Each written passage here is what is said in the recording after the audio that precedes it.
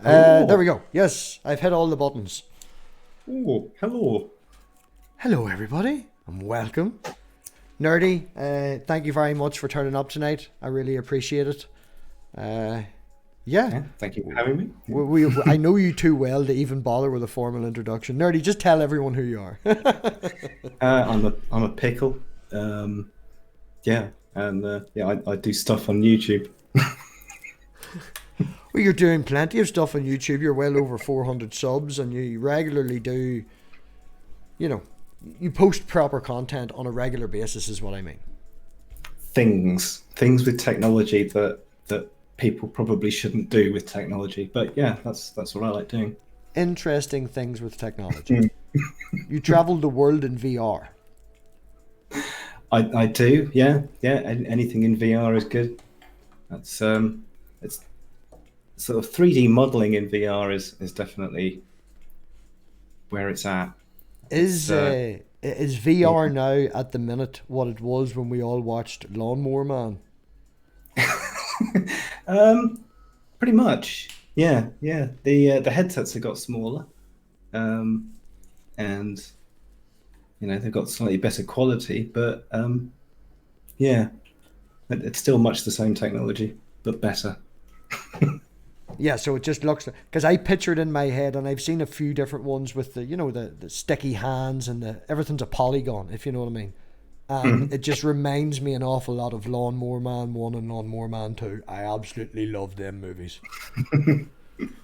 Well, they've got lots and lots of. I don't know if you've been looking at CES this year, What? Consumer Electronics Show. It's a Oh no, big. you're far geekier than me, man. I've only learned all this in this last 6 months to run this. They have lots of things out at CES anyway. So they got like full haptic bodysuits, so you can get force feedback and stuff. Lots and lots of gloves. There's loads of people releasing VR gloves, and there was VR smell-o-vision that would fit, a little face pad that would fit onto the front of your VR goggles and mix and spray scents at you. But that's kind of been put on hold due to the issues with vaporizers, because it's a vaporizer. Yeah. Same as the smoking one. But so yeah, they've had issues with that. But yeah, all sorts of things going on in VR world. I did see one now a wee while ago where you could replicate a drink. You would pour a drink into one side and it would, analyze it, and it would send a relative flavour to someone else. That was ages ago, like. Oh. But something similar to that with the smell-o-vision, obviously. But as you say, it's using vaporizers, and yeah, they're not great. So, yeah, I just feel like I'm so comfortable with you, Nerdy. I don't know where to go with this. It's like, yeah, how was your day? What did you do today? Did you have a nice day? No, it's terrible. It's full of work. Well, I usually start with the same question I ask everybody, Nerdy. How the hell did you end up on YouTube? What brings you to YouTube? Boredom? Boredom. Yeah, probably boredom. Yeah. I don't know. It just seemed like an interesting way to meet new people, really. It's like, well, I like doing this. So if I put this on the internet, then people that like what I'm doing will come and look at it, and then I'll know people that like similar things. So I did that. Oh, so you were looking for an echo chamber. Yeah. People with similar interests. People with similar interests. Stuff like that. Train the algorithm, get it to send me things.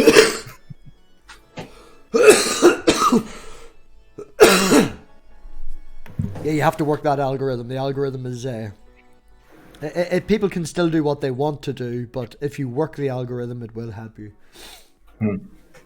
I can't really remember. I said this to Purple as well. I'm not really sure. How the hell did I bump into you? I guess it was probably the ACA.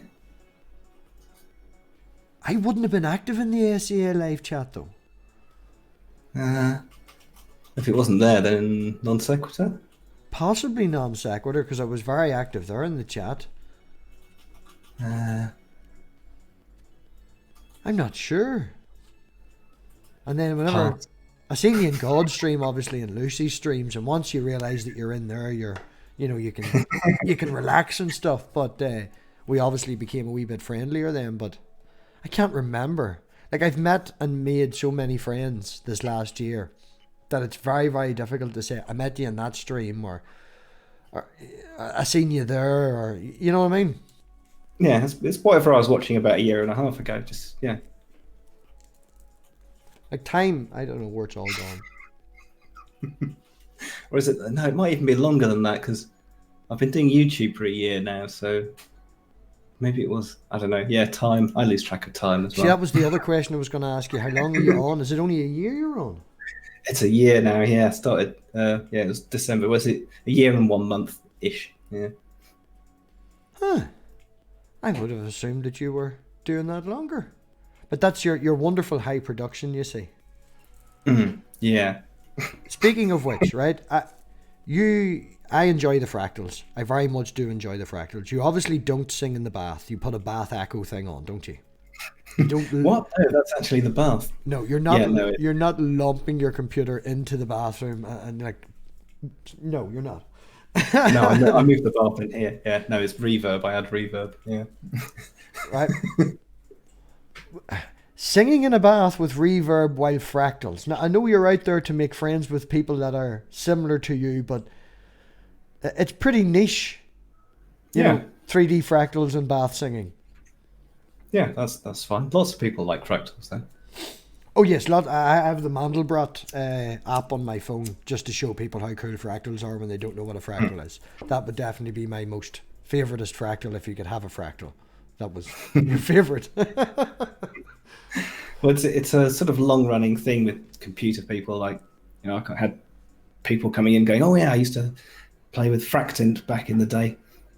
So yeah, it's always been something that computer people do because it's like art, but without actually having to draw anything. You can just use maths and functions instead. Yeah, it's like, right, there you go. I want to make something look pretty in a really OCD way, so it's got loads of straight lines and everything looks nice and symmetrical or whatever.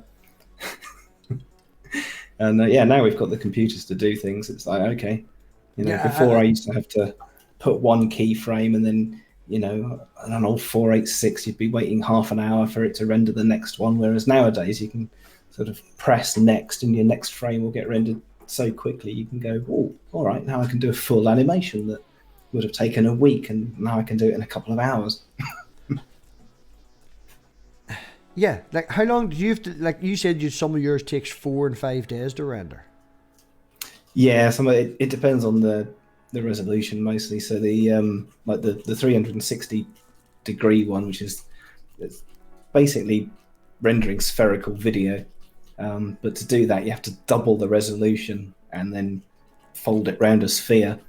So to get a 4K video, you have to render it in 8K, and obviously the higher the resolution, the longer it takes to render.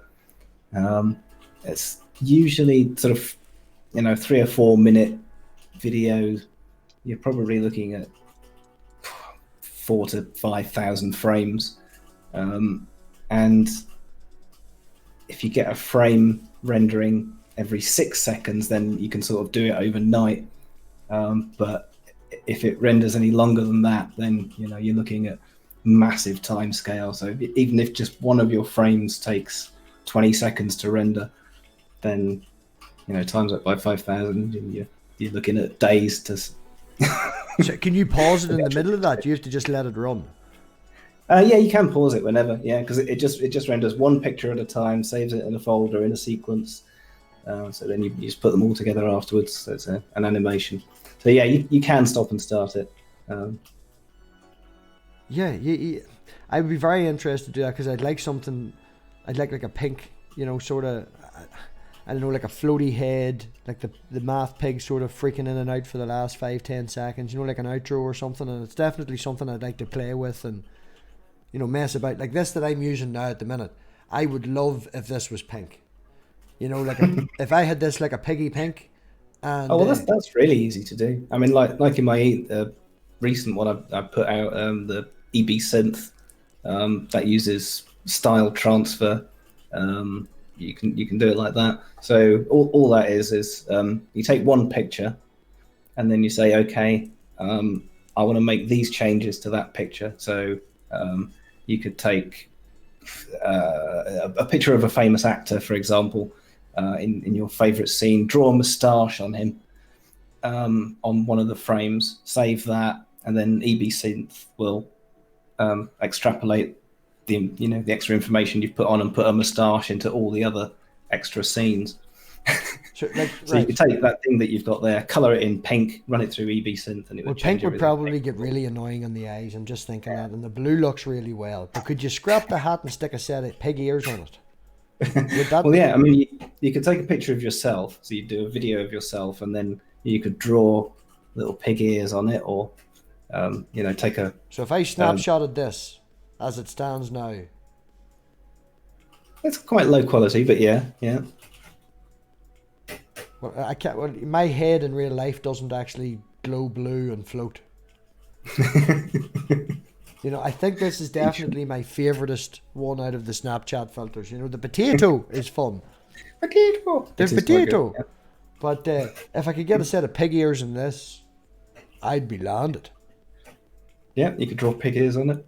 Because one of the things people do with EBSynth is swap faces quite a lot. So they'll get a picture of a famous actor and cut their face out and put it on themselves. And yeah, it's quite a good program. This is just really annoying. It's not doing so much. See, that cuts out left and right, and it's See, look at how well yours is. Yours tracks even the smallest of movements. I bet if you wiggled your ears, you could probably make your eyes go up and down or something. It's that, I have used the pickle, and Dave has noticed this as well. Anyone who's watching like Nerdy do them big sways, he's actually in his seat doing them big sways. He's exercising as we speak, keeping himself very fit. It's not that much movement. I'm quite a way away from the camera, so. Everything's exaggerated. Yeah. So you come onto the internet and you wanted to find people who were into fractals and mathematics and singing in the bath. And you ended up in the skeptics, atheists, mad community.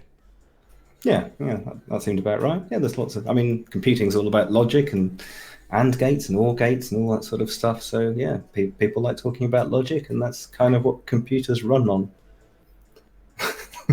Yeah, but I agree with you in that. But the religious thing, you would definitely be in the religious ones, giving a wee dig here and there.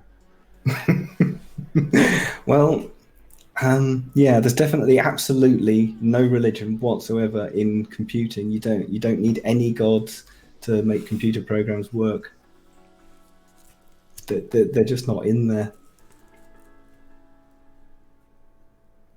Yeah, it just doesn't happen.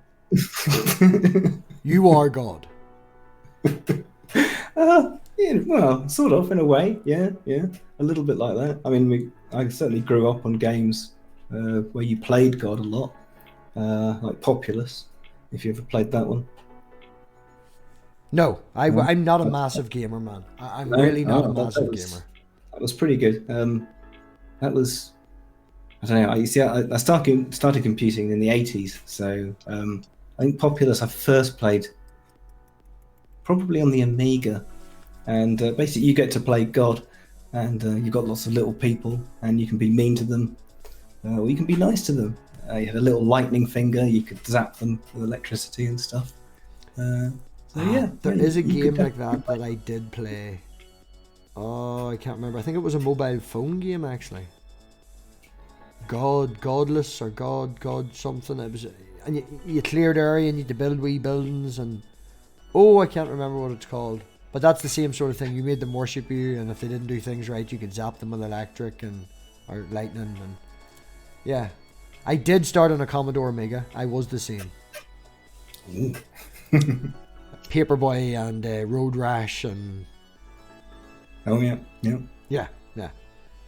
Like Nerdy says, he started computing in the 80s. Yes. Yeah, pretty much. I mean, the first one I got was a Texas Instruments TI-99 4A. So that was about the time that everyone else was getting BBC Micros and stuff. I just mostly like the Texas because it had so I sort of wanted a console. I mean, technically, the first one I got was a Pong machine from Asda, with the two little paddles, and there was a gun with that as well, so you could shoot the little black square or white square that went across your screen. That was the shooting game was always the best. Shooting 1 pixel on the screen, great game, loved it. My dad was very, very happy with himself whenever he was doing computer programming. He had his wee nook, as we called it. It was like a wee tiny room, and he had his computer in there, and he all his money went in the computer back in the day. He would have been probably like yourself. I don't know if people realise Nerdy is not of an age, but he's a lot older than what his voice sounds and how young the pickle looks.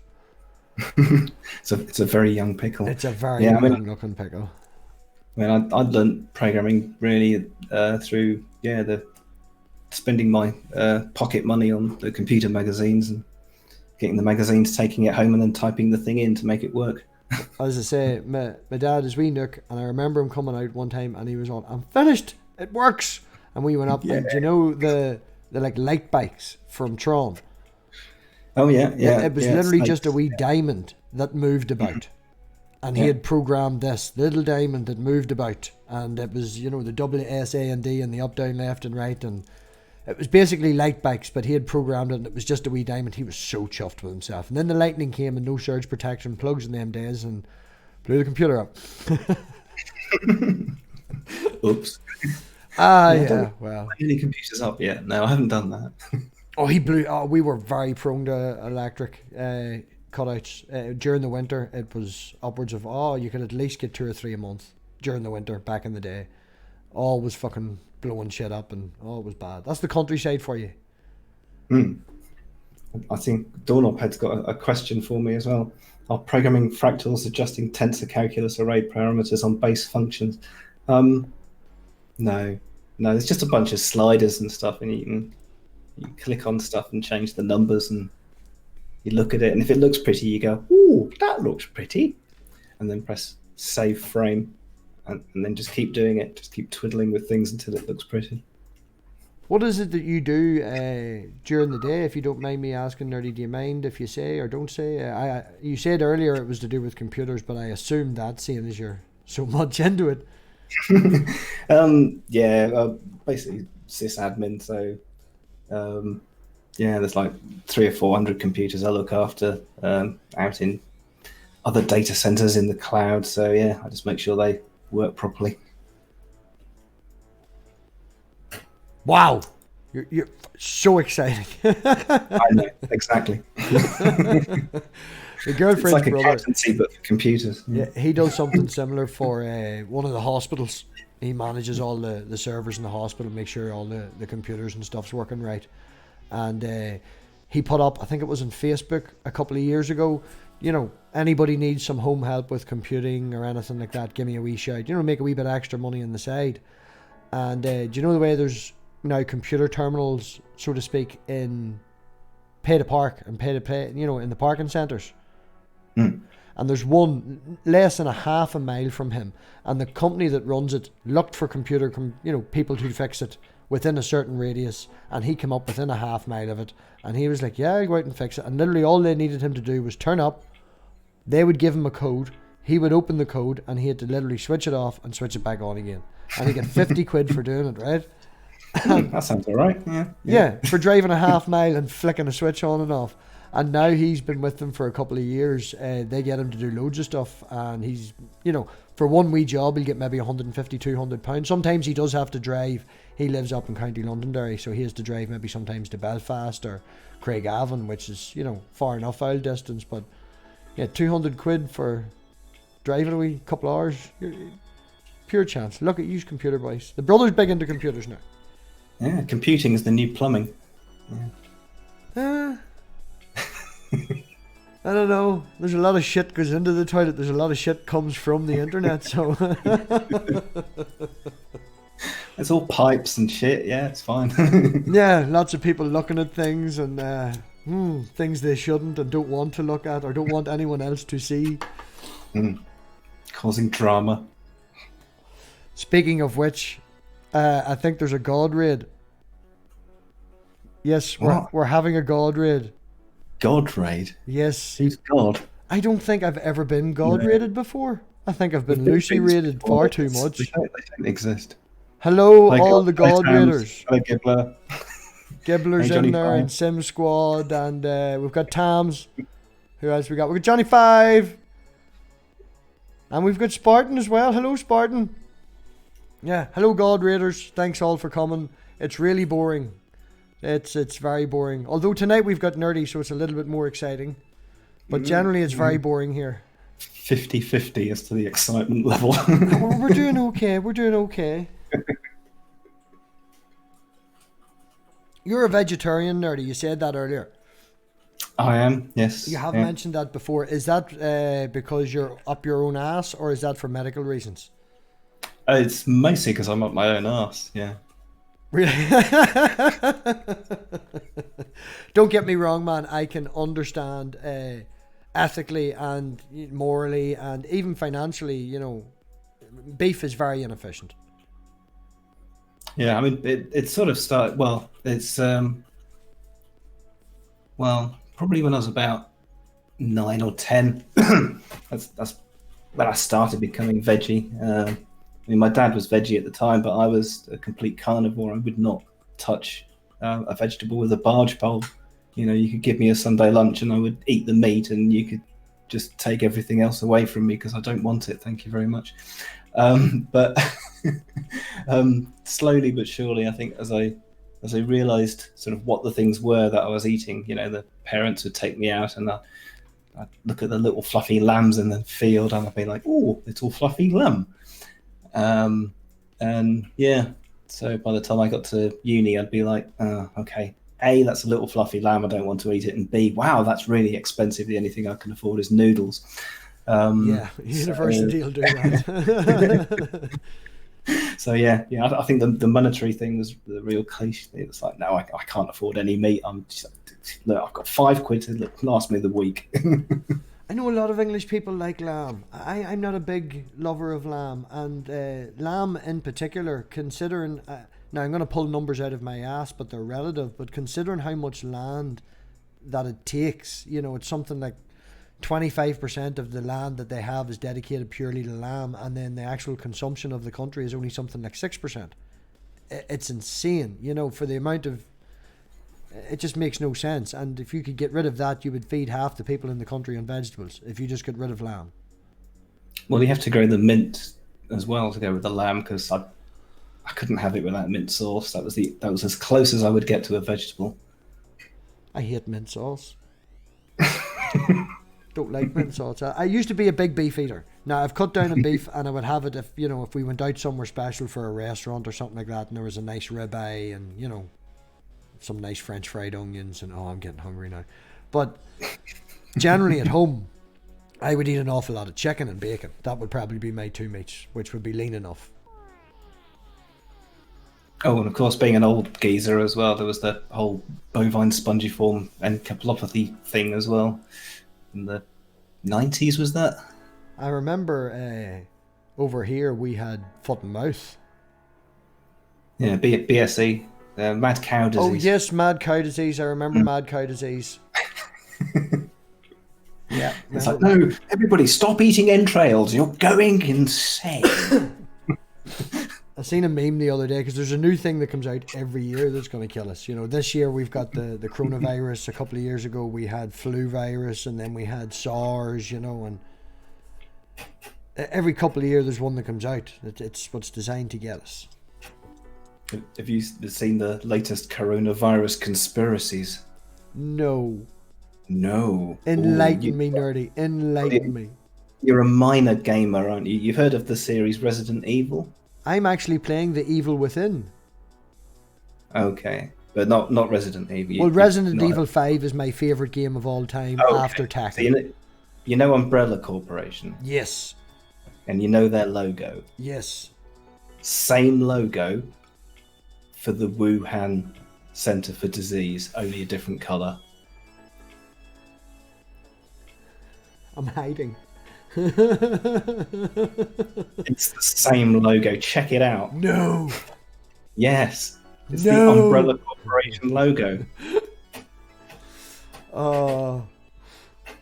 That just looks like you're licking the computer screen. Conspiracy. That looks like you're licking the computer screen. Oh, I don't know what's happening. I don't know why, but if you look, you see there's a space here. Like, you see these shapes here? There's shapes at the bottom. That must be the facial tracking.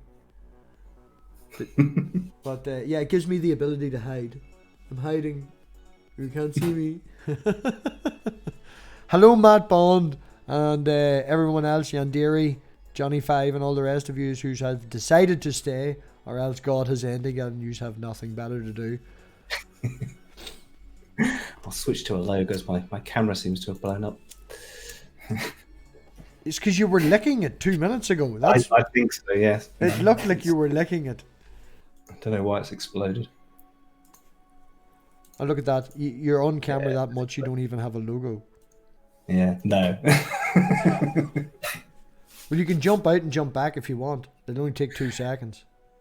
No, it's just the application. I'll try and restart it, but it's normally all right. It doesn't crash that often. I've never seen you crash before. Well, listen to the keyboards going. Is Dave here? Yeah. Is Dave here? Where's Dave? Yeah, mechanical keyboard, cherry red. I've just this keyboard and mouse was like 20 quid. I don't know what make it is. It's made in China. I know that much. What is it? Yeah. Made in China, model PC 323OA. That sounds quality. It is actually it's nicer in the hand than the Logitech one that I bought. And now the Logitech one was cheaper, but it didn't last. The daughter comes up and plays it like a fucking piano, and I had to get a new one between September, August, and Christmas. I had to get a new one because she's enter button sticks, space bar sticks. She fucking ruined it. I did have a rat for quite a while. If you've seen the rat mice. No. RAT. Oh, they're quite good. They look quite futuristic. They've got lots of little pipes in, and they all look very cyber-tech. Yeah, quite good, but quite expensive. But I had to get one because I'm into rodents and stuff, and it was called Rat, so it's like, yeah. You do actually have rodents, don't you now, or did before? I do. I've only got one left at the moment. One passed away, but yes, I have a rodent. Can you show your rodent? You're going to show us all your rodent? No, my camera's blown up at the moment. But he's also asleep. Oh. Yeah, he comes out occasionally. Has a little crunchy. A crunchy, as in the crunchy chocolate bar? No, I just call them crunchies. They're rat lab blocks. I get him lots of different types of lab blocks, just so he's got a choice. It's like, here, you can have this complete food or this complete food. If you put the two of them in front of him, would he choose? Yeah, he'll have either. It depends what mood he's in. They're different shapes and colours, but they're still all the same anyway. How long does a rat live for? Yeah, usually around 2 years. Oh, that's not long at all. No, you get just enough time to fall in love, and then they die. Yeah, I like my dog's going to be 16 in April. When he dies, I'm going to need a week off work. Yeah, I'm not going to be well at all. I'm not, and if he lasts in a couple of years, that'll be just long enough for my daughter to get attached to him. So the two of us will be sitting fucking crying in the corner, like. Yeah. I had ferrets when I was younger now, and people would shout at me. But yeah, we used to put them down the rabbit holes, and catch the rabbits. Naughty. Are you a townie?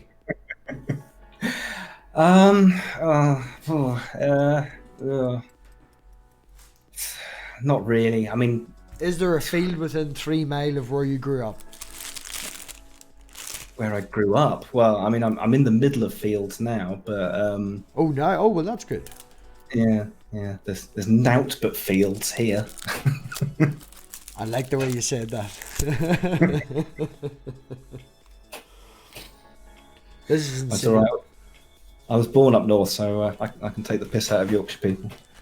You see, up north, down south, I don't really know anywhere in England. I know where Liverpool is because it's a port, and I know where Birmingham is because I flew into it to get my car that I drive. London, I know where London is. Never been there. Man, I live in Ireland, and I have been to Dublin once. And the only reason I went to Dublin once is because a girlfriend at the time went to a concert, and I walked about and killed some time while she was at the concert. That was the only time I've been in Dublin. Seems fair. I have no interest in cities whatsoever. No, I don't really like cities too much. There's too many people doing things. They get in the way. Yeah, and they're ignorant. And they're rude.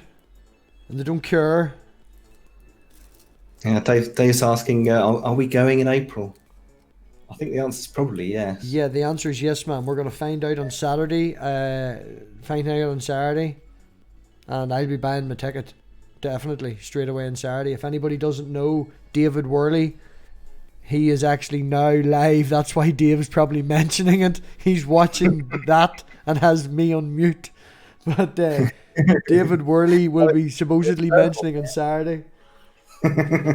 But he may have mentioned now while what's happening. But yeah, I'd definitely be up for that. You up for that, Nerdy? I think so, yeah. Yeah, it's down here somewhere, isn't it? London sort of area. Yeah, well, he's from somewhere around in London. That's on a No, not Reading, is it? I don't know, somewhere around there, isn't it? Yeah. Somewhere, yeah. West London. Yeah, no, I think it would be really good fun. Anybody in the UK, Atheist Convention, second week in April, last weekend in April, one of them things. April 4th? Don't know. Oh, I haven't found out the date yet, so look, does that make any sense? It's usually generally good weather as well, because me and the girlfriend, towards the end of April, would usually go for a couple of days to Amsterdam. Which I would probably not be able to afford to do both. So, girlfriend, sorry, MathPig's girlfriend, maybe not going to get our little break away this year. Shit. I will. Have you been to there's a little Geneva place, or however you pronounce it, gin place in Amsterdam that's quite near the station. It's called Wine and Focking. No, I'm not a big gin man. You haven't been there? Oh, okay. They've got, if you like gin, they've got like over 100 different flavors of gin. Now I know I know where the whiskey shop is, just up round the corner. Just up round the corner from the train station. Yeah, it's close to that. You know where the that Russian sounding hotel is, the Krapanovsky or whatever it is, just off Dam Square.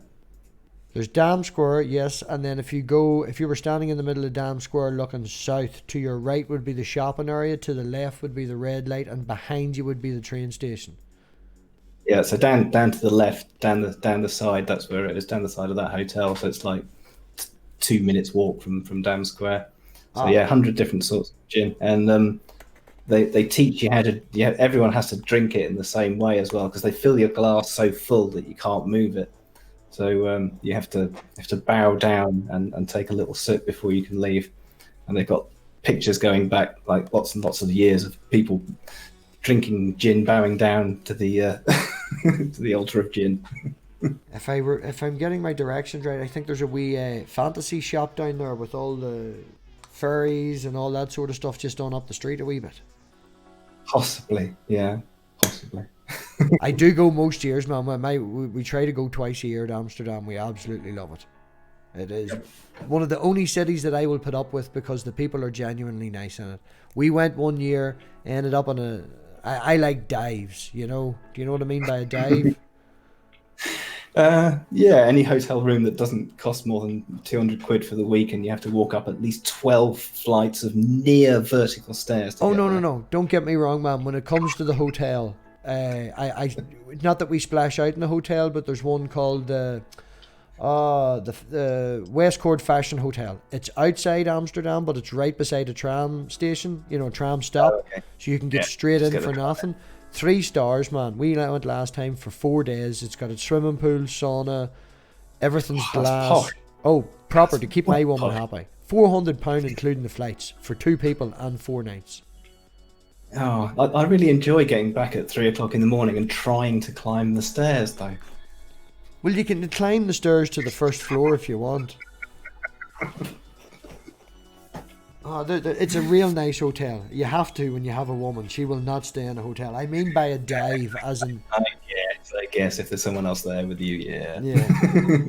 Oh, I thought it was hilarious. I blabbed us a free go in the sauna because we've been back 3 or 4 times. So I blabbed us a free pass for the sauna.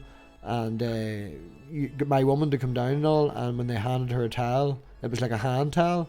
And they were like, yeah, just go on in there. Oh, no. It was go on in there and take your clothes off. Not get changed. And she was like, you what? I was like, go on in there and take your clothes off. It's a naked sauna. I think she lasted like 2 minutes. I'm getting the fuck out. Some old todger could walk in here with his todger out. I'm out of here. Fucking thing's 50 quid a head, like, and she just left. She just went to the swimming pool. I was like, right, swimming pool's free. Thanks for that. Fair enough. I'll have my 50 quid free sauna, thank you. Oh man, I went to this. I lay there for a good 20 minutes. I did not give 2 flying fucks who walked in. When in Rome and all that. And it's quite funny because when we went up the stairs, obviously she'd seen this before, like, but we went up the stairs and she went to go for a shower, and every door from the bathroom to the shower doors all glass, all see through. It's like, did I get no fucking peace in here? It's like, I'm not watching you scratch your ass, honey. Don't worry, I'm going to be over here somewhere. It's fine.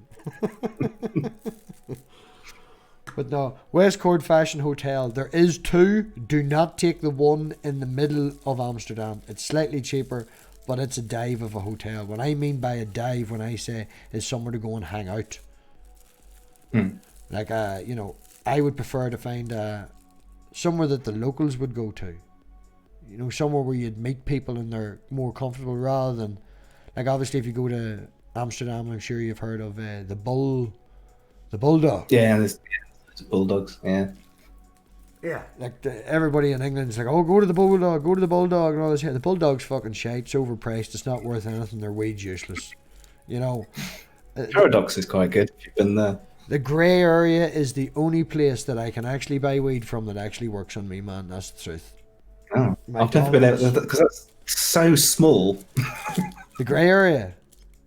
And he's always open so weird hours. It's like 12 to 8, 5 days a week. It's fucking awkward as hell. And it's stuck out in the middle of nowhere. And if you're lucky, you could fit it. Yeah, imagine an elevator that's designed for 12 people, but with 20 in it, because it doesn't have to consider weight. It's concreted to the ground. And that's what the grey area is. I still haven't been in there. I've got a mission. I will get in there one day, but I've not managed it yet. I was talking to one of the guys. They're grey haze, man. It's called grey haze. But I was talking to one of the guys that hangs about there. He doesn't actually work there. And it's actually super... Now, if I can say this right. It's SSSDH, which is Super Sour Silver Diesel Haze. Right? And I checked this out, man. This stuff actually exists. And there's a name that goes on the end of it because the original line died out. And they found like a cutting or something and brought it back and have revitalized it with some other thing. So it's SSSDH Agrippa or whatever the fuck at the end of it. But AK-47. Yeah. My favourite is, oh man, Jack Hare crossed with AK-47. Now that's a beautiful smoke. But no, the grey area, that grey haze that they have turns me into a 12-year-old. I want to run around and jump on trampolines and run through fields and tickle people and tell jokes and just torture every single person around me like a 12-year-old.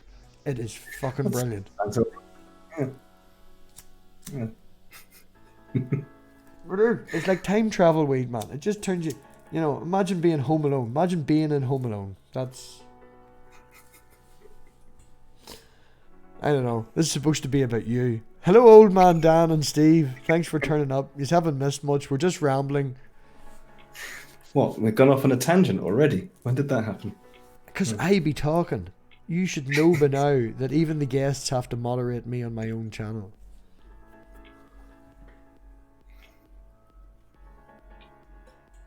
Whoa, dark, says Yandiri. Not quite sure what's dark there, but yeah. So you have been to Amsterdam before. Do you have a favourite place to go to travel? Do you travel much? Do you travel at all? Yeah, it's mostly Amsterdam just because it's so easy. Yeah, I mean, I'm not that far from Gatwick, so I can just go to Gatwick, and the flight over is 45 minutes, and then, you're there. Not a great gamer. Hi. Yeah, I'm an hour and 10 minutes from here, man. From Belfast, it's an hour and 10 minutes on a slow day. And I think the quickest they've done it when they picked up some error or something was 55 minutes. Mm. And whenever you land, when you land in the airport and you go into the centre of the shopping centre, that's basically the airport, and you go down the stairs to the train station. Mm-hmm. The very first stop it's the third stop is actually the one for Central Station, but that hotel I'm talking about is the first stop. So you can get on for free. They don't even get a chance to check your ticket. Naughty MathPig. And it's right round the corner from the hotel. So you just get on, 2 minutes later you jump off, and away on up round the corner. Well, we went first class last time. Jumped onto the first class. Sure, that's far too posh for me. On the train, yeah, it's lovely, nice, sort of like posh fake leather. Yeah, sit down, get comfy. None of this standing holding the fucking rail. Oh, you have to do it that way, man. You have to. Amsterdam can be quite expensive.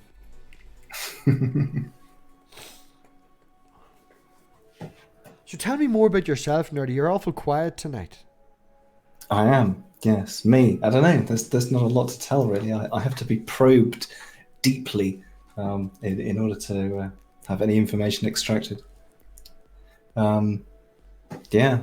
Well, I mean, mostly technology and art is what I'm playing with at the moment. So, I mean, there's loads and loads of different GANs. I don't know if you've seen the other things.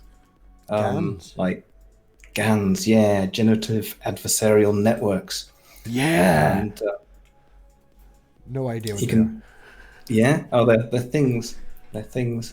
Well, it's a bit like, well, basically, you're training a computer to recognize things, and then it makes you sort of feed its own data back to itself after it's recognized it. So, you get it to recognize a cat, and then you sort of tweak the output so that it starts talking to itself.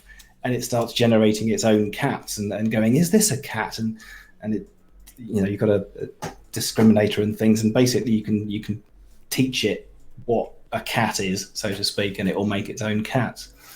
So then you can do things like draw a cat really, really badly, and then get the computer to generate what a proper cat image would look like that, just from you drawing a cat really badly. There's lots of demos on the internet. It's difficult to explain what a picture would look like, but yeah, you could how a child draws a house. Yes, something similar to how I still draw a house. Yeah, exactly. You could draw like that, and then the computer would make it look like a really extravagant 3D model. See, that is something I would like to do, right? I have a picture of a house in my head and about 50 million drawings since I was like 16. In about 10 notepads all around this house of different houses that I would like to have and design. And I would very much like to have a program that I could put onto the computer that I could walk about this house and 3D design it. Would you know of one like that? Well, yeah, I mean, that's VR. That's what you do in VR in seconds. Yeah, well, I don't have VR and I've got loads of time. Is there a computer program to do that? No, you need VR, because then you are actually walking around it. Well, I mean, Blender would be the obvious one for doing a 3D house. That's it's free. You can get loads of Blender projects. Yeah, but doing it in VR is an entirely different thing, because you are actually in the house. As in, when you turn your head left and you turn your head right, you're looking at the windows and the door. Yes. I get what you're saying, but I'm thinking of very simply, basically building something like, like the first level in Doom. Yeah, Blender. Yeah, I mean, one of the, I mean, a really quick and easy thing I did in Blender ages ago was random map generation. So yeah, I was just wrote a little random dungeon generator, like in NetHack style sort of thing. So one would be a brick wall and a 0 would be a pathway, things like that. Oh, it's So easy a really as that. so a really basic thing like that, and then you just get Blender to print that out for you. So it's like, there you go. There's your 3D room. So that way I didn't have to actually physically place each block and try and cut things and all that sort of stuff. It's like, no, here's the program for it. Draw it like this. So yeah, Blender you can do both ways. You can do it programmatically, or by eye.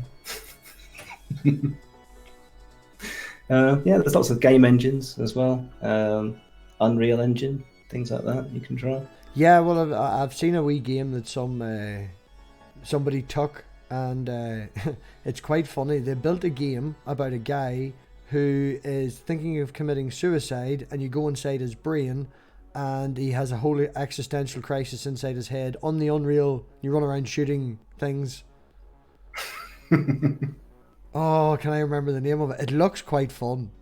I know it's quite morbid and all, but yeah, it's very Doom-like, but on the Unreal Engine, if you understand what I mean. Yeah. That reminds me a little bit of one that came out recently, the Disco Elysium. If you've heard of it, it's not a 3D one; it's a point-and-click adventure. But you have all sorts of parts of yourself, of your own psyche, that will respond to different situations. Whenever I first started thinking about coming on and even possibly gaming, I was going to game because of nobody's going to come on and want to talk to me. Obviously. Yes, that's one of the great things about doing something while you're live streaming, like playing a game, because even if no one turns up, you're still playing a game. Yeah, but if the game, I'm doing it to get people in to talk to them. I'm addicted to the live. It's having the crack with people and actually having the converse with them. So if you're having a game and playing a game, by yourself, you're still by yourself.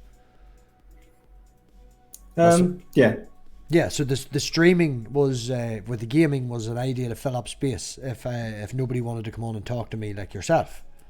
Mm-hmm. And the only thing that I thought of playing was Day of the Tentacle and Abe's Odyssey. Oh yeah, I saw you play a bit of Abe's. Yeah, and I have Day of the Tentacle there, and then I thought I'd get that Evil Within. I've got the Universe sandbox as well, but that's mainly to test all of Richard's theories. Yeah, it's a little Disco Elysium's a bit like Day of the Tentacle, so that sort of point and click adventure. While we have you here, and I just mentioned Richard, what do you think of Richard's ideas? I would say they're novel, but I don't know. Lots of people think about aliens, don't they? Chris in the chat, the Daily Atheist, thanks for turning up, man. He's I don't know if he wants me to say this or not, or if I'm allowed to, but he's mentioned it on stream, so I will assume that it's okay. He's writing a sci-fi novel based on religion. Cool. And certain parts of the Bible are actual technology. Mm-hmm. Which is sort of along the lines of what Richard thinks. And Richard's coming on his show on Wednesday, and I think, I would say that the chat after the stream ends could go on for hours, and Chris is going to get loads of ideas for his book, right? And then whenever this shit happens, Richard's going to lift it up and go, "There's a Bible, look, this is the Bible." Chris's book will become Richard's Bible. No.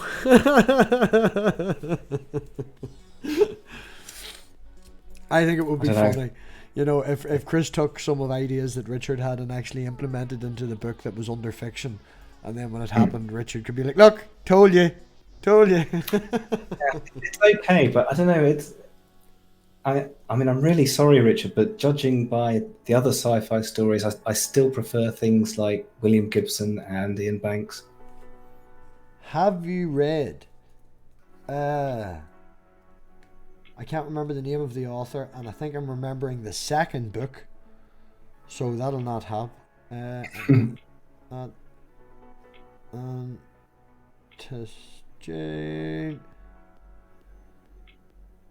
an A.G. Riddle book. Ooh, no, not heard of them. Yes, the first one's called the Atlantis Gene. The second one's called the Atlantis Plague. The third one is called the Atlantis World. And the premise of it is that certain kids with autism are actually like a step up on the evolutionary scale, so to speak, but just haven't got quite there yet. To function with it and stuff. And it turns out that it is aliens that seeded, life here. And there is a small piece of technology, sort of like the fountain of youth sort of thing. And when people come in contact with it, it gives your DNA a wee upgrade. And then you then go forth and populate through everyone. And the aliens can go to sleep, and they go to sleep on Earth, hidden down deep where they're hiding away. And then they wake up every couple of thousand years, check up on you, have a wee look about. They look exactly like us. Their technology is very much more advanced than us. There's a lot of things that tie in with it that would tie in with Richards.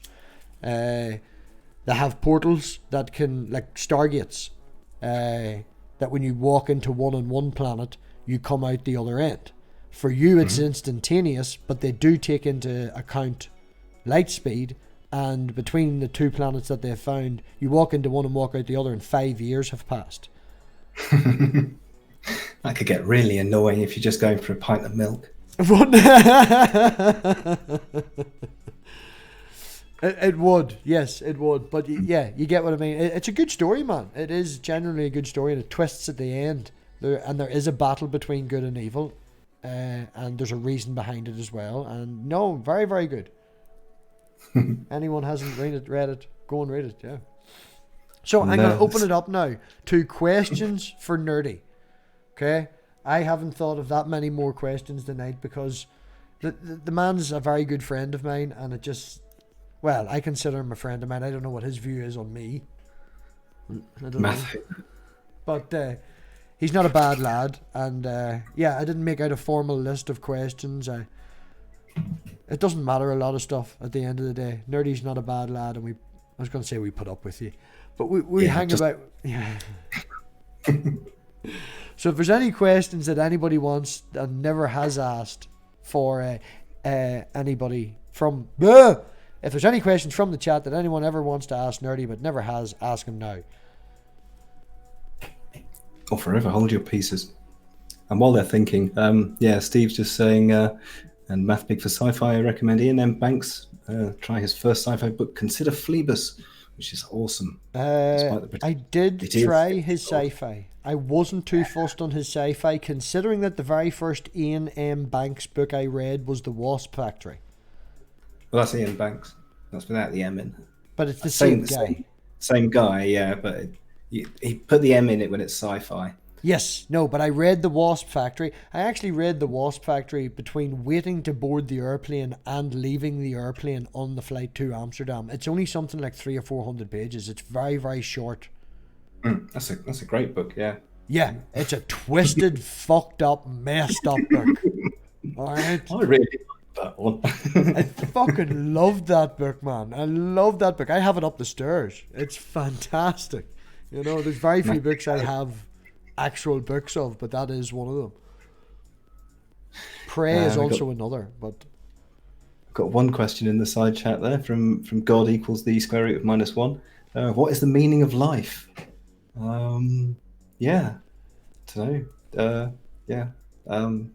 Just to have fun, really. I've been watching The Good Place on Netflix for 48 episodes. Is the Daily Atheist still here? He is. Chris, on the recommendation of Dr. Kyle, I have watched a wee bit of the Good Place. Then in this last 4 days become addicted. I'm 48 episodes in like 4 days. He is definitely right about that being a fantastic show. And 48 episodes in, and they're in heaven and all that there, and we still don't know the meaning of life. It's still only me that's seen Preacher on Netflix or Amazon or whatever it is, isn't it? Yeah, it is still Any Me Seen Preacher. It's so good. It really is. It's classic. Well, basically the premise of this preacher guy, and basically he obtains the power of the Lord because it was left in a biscuit tin, but he accidentally discovered it, and then the church discovers that he's got the power of the Lord in him, because God's actually gone missing. He's not responding to prayers anymore. People call, he's not answering the phone. He's just gone missing. And they want to get the power of the Lord so that they can put it back into Jesus that they've got, because they've got the direct descendant of Jesus. The problem is, because the genes basically got a bit messed up, and it's the 40th descendant of Jesus, and so the only thing that he can say is Humpadoo. Humpadoo. Yeah, so they call him Humpadoo, and so Humpadoo is going to be the next savior, but they need to get the power of the Lord out of this preacher and put it into Humpadoo. But it keeps going wrong, and so they have to keep cloning him because he explodes each time they try to put the power in and stuff like that. It's so bizarre. It's the weirdest. I mean, you have to watch it to understand what on earth is going on, and there's black magic in it. There's some weird woman in a wheelchair that has been living for 100 years or something, and it's a bizarre series. If you have not seen give it a watch, man. I'll maybe give it a watch. Fully recommend it. There's and his girlfriend dies and comes back to life, so they've got a little bit of resurrection in there. Yeah. It is surreal and hilarious. Right. Someone in the back room. Pardon? There's someone in the back room. I know. I think that's why you're dragging it out. Right. Nerdy, tell everybody where they can find you. All your bits and bobs are below in the description and all that. We're going to come back in a couple of minutes. We're going to do an after party. We'll be back in like 2 minutes. So, Nerdy, give everyone a wee shout out about what you are and where you are and what do you do? What do? I do things with computers. I make computers do art, whether it be the generative adversarial networks or fractals or whatever else is turning up. So yeah, input, process, output. And the output is YouTube videos. And numbers makes the world go round. They do. Nerdy, thanks very much. We'll be back in 2 minutes, folks. See you all soon.